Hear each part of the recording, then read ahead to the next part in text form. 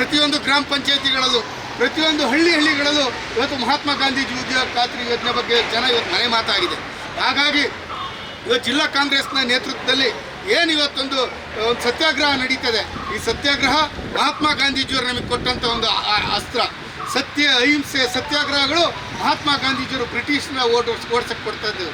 ಇವತ್ತು ಮಹಾತ್ಮ ಗಾಂಧೀಜಿ ಹೆಸರನ್ನು ನೀವು ಇದರಿಂದ ತೆಗೆದಿದ್ದೀರಾ.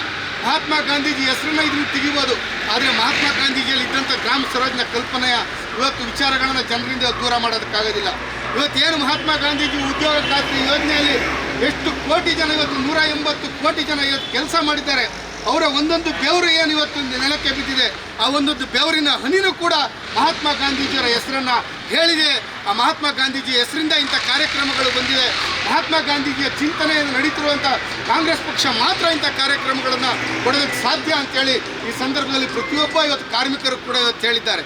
ಹಾಗಾಗಿ ಮುಂದಿನ ದಿನಗಳಲ್ಲಿ ಈ ಒಂದು ಹೋರಾಟವನ್ನು ಇವತ್ತು ತಳಮಟ್ಟಕ್ಕೆ ತಗೊಂಡು ಹೋಗಿ ಇವತ್ತೇನು BJPಯವರ ಮನಸ್ಥಿತಿ ಇದೆ, ಏನು ಅಧಿಕಾರ ವಿಕೇಂದ್ರೀಕರಣದ ಚಿಂತನೆಗಳು ನಮ್ಮ ಹತ್ರ ಕಾಂಗ್ರೆಸ್ ಪಕ್ಷದ ಚಿಂತನೆ ಆಗಿದ್ದರೆ ಅಧಿಕಾರ ಕೇಂದ್ರೀಕರಣದ ಚಿಂತನೆಗಳು BJPಯ ಮತ್ತು RSSನ ಚಿಂತನೆಗಳು.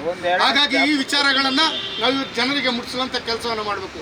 ಇದರ ನಿಮಗೆ ಯಾವ ರೀತಿ ಪರಿಣಾಮ ಬೀರುತ್ತೆ ಅಂತ ಹೇಳಿದ್ರೆ ಇನ್ನೇನು ಕೆಲವು ತಿಂಗಳಲ್ಲಿ ಬರುವಂಥ ಗ್ರಾಮ ಪಂಚಾಯಿತಿ, ತಾಲೂಕ್ ಪಂಚಾಯಿತಿ, ಜಿಲ್ಲಾ ಪಂಚಾಯತ್ ಚುನಾವಣೆಗಳಲ್ಲಿ BJPಯವರಿಗೆ ಇದ್ರ ಬಗ್ಗೆ ಗೊತ್ತಾಗುತ್ತೆ.